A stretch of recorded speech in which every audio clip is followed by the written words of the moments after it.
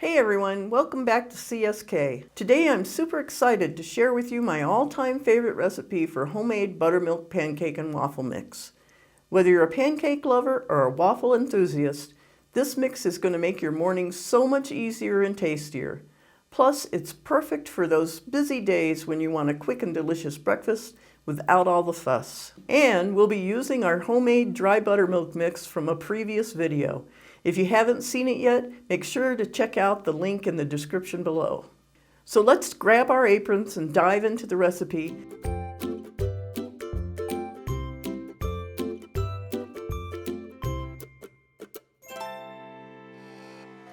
Okay, we're going to start out, and I'm making a fairly large batch, what I would consider maybe a half batch, but you can multiply or divide this as much as you want depending on what you have space to store. Start out with the dry buttermilk mix that we made for ourselves in a previous video, and we need 1 cup of our dry buttermilk mix.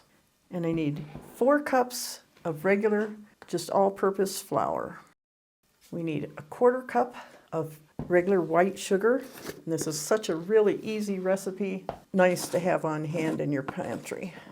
I have a teaspoon of salt, 4 teaspoons of baking powder,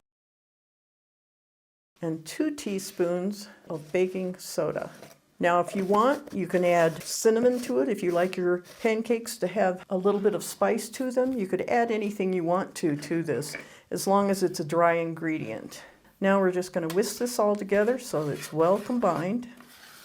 Make sure you get your milk and your flour and your sugar all incorporated.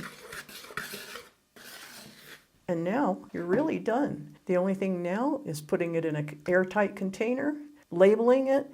I like to, once I label the container with what it is, I like to on the back put what I need in order to make it into the pancake or waffle batter.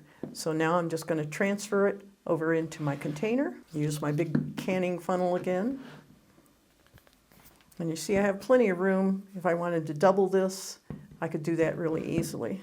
But now, with an airtight lid, we're all set for a perfect breakfast. I hope you enjoyed this video and found it as easy and delicious as I do. If you liked this video, please give it a thumbs up and subscribe to CSK for more tasty recipes and kitchen tips. And as always, the recipe is just below the like button, as well as a link so that you can print it out. Until next time, have fun in the kitchen.